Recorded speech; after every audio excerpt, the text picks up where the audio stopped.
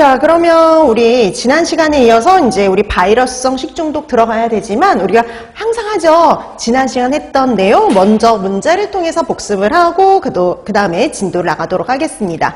자, 그래서 우리 제일 먼저 봐야 될 거 세균성 식중독 지난 시간 했던 거 복습 프린트물부터 먼저 확인하도록 할게요. 딱 24문제거든요. 그래서 여러분들이 요 24문제 먼저 미리 풀어두시고 그 다음에 이제 수업 진행하면서 틀린 문제들 확인해 두시면 좋을 것 같아요. 항상 수업 전에 미리 좀 풀어두시면 좋을 것 같습니다. 자, 그럼 1번부터 볼게요. 자, 1번 세균성 식중독의 특징으로 옳은 거 찾아라 라고 했죠. 이 중에 맞는 거 5번입니다. 자, 여기서 비슷한 문제가 시험 문제에 출제되기도 했었죠, 이전에. 그래서 세균성 식중독 예방은 균증식 억제로만도 가능해요. 다량 섭취해야지 발생하니까. 자, 1번의 답이 5번이 되는데요. 1번 보세요. 경구 감염병보다 잠복기가 긴 게 아니라 짧아요. 그 다음에 균체 외 독소에 의해서 발생 가능하다. 자, 독소에 의해서만 발생하는 게 아니라 균 자체를 섭취해서도 발생할 수 있죠. 그 다음에 2차 감염 안 일어나고요. 변육이 생기지 않아요. 자, 그래서 1번의 답 5번이었습니다. 그 다음에 2번 식품 중에서 독소를 생성하지 않고 장 내에서 독소를 생성해서 식중독을 유발하는 식중독균 그랬습니다. 자, 특징은 뭐냐면은요. 독소를 만드는데 장 내에서 독소를 생성해서 식중독을 유발한다. 이거는 뭐예요?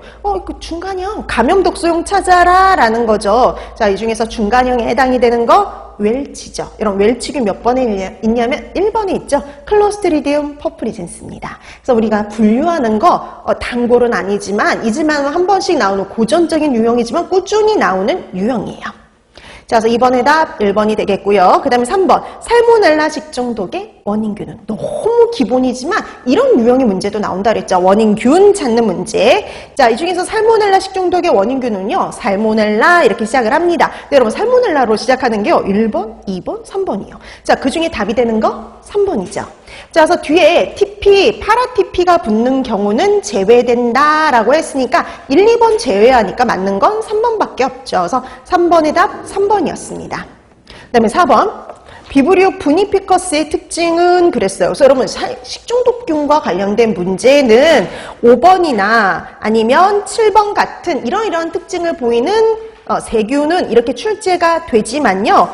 이런 문제가 보통 이제 출제가 되지만 간혹 옳은 것을 찾아라, 특징으로 옳은 것 찾아라 이런 유형의 문제가 출제된다라고 말씀을 드렸었죠. 자, 그러면 이 중에서 비브리오 부니피커스의 특징으로 옳은 거 그러면은 당연히 3번이죠. 호염성입니다. 비브리오가 붙었잖아요. 자, 그래서 4번의 답 3번인데요. 자, 1번 보시면 그럼 양성이 아니라 음성이죠. 포자 형성한다. 포자 형성하지 않습니다. 음성균들. 그 다음에 간균이잖아요. 그래서 우리가 보통 구균 이렇게 붙지 않으면 간균. 그 다음에 내열성 약하죠. 자, 그래서 4번의 답 3번이었고요. 그 다음에 5번 병원성 대장균인데요. 이러이러한 특징을 갖고 있는 병원성 대장균 이런 문제입니다. 자, 세균성 이질과 유사한 증상을 보이는 병원성 대장균 하면 바로 뭐였냐면요. 장관 침입성 대장균의 특징이었죠. 자, 그래서 5번의 답 4번이 됩니다. 자, 그 다음에 6번 식중독균인 캠필로박터 제준이의 특징으로 옳은 것 그랬어요. 그럼 캠필로박터 특징하면 여러 가지 있었잖아요. 그 중에 옳은 것 그랬습니다. 자, 얘도 감염형 식중독이니까요. 그럼 음성의 포자를 만들지 않는 간균이었고요. 근데 유일한 뭐였느냐? 미호기성이죠. 통성이 아니라 미호기성이었고요. 근데 포자 안 만드니까 열에 약했고요. 그 다음에 특징 중에 이게 있었죠. 미량으로 발생한다는 거. 자, 그래서 이 캠필로박터는 미호기성의 미량으로 발생할 수 있고요. 특히 닭고기가 주 원인 식품이었죠. 자, 그래서 6번의 답 4번이 되는데요. 여러분 3번에 보세요. 뉴로톡신, 신경독소거든요. 이런 신경독소를 생성하는 건 딱 하나밖에 없어요. 보툴리누스요. 그 다음에 돼지 장염균이다 라고 알려진 것도 하나밖에 없습니다. 여신이야요. 그래서 각각의 특징을 잡아두실 필요가 있어요. 자, 그래서 6번의 답 4번이었고요. 그 다음에 7번 여름철 나오고요. 생선회, 생선초밥 이걸 섭취함으로써 발생할 수 있는 호염성균은 그랬습니다. 여름철 생선회, 생선초밥을 먹어서 발생하는 거 장염 비브리오잖아요. 자, 그럼 장염 비브리오 원인균 몇 번에 있느냐? 3번에 있죠. 비브리오로 시작합니다. 그래서 비브리오 파라이몰리티쿠스. 그래서 7번의 답 3번이 되죠.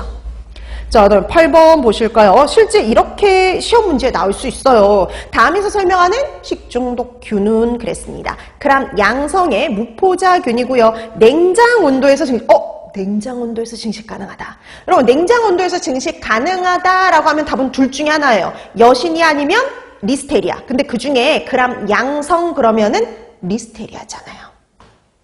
자, 그래서 감염형 중에 유일한 그람 양성균이었어요. 그리고 증상도 되게 특이해요. 임산부에게 유산, 사산을 유발했었잖아요. 자, 그래서 8번의 답 2번이 되겠고요. 그 다음에 9번. 세균성 식중독균에 의해서 생성되는 독소는 이렇게 비슷하게도 시험 문제에 출제가 된 적이 있어요. 여러분, 세균성 식중독균이 만들어내는 독소. 여러분, 세균성 식중독균 중에 독소를 생성하는 거 대표적인 게 포도상 구균하고 보툴리누스란 말이죠. 포도상 구균이 생성하는 독소?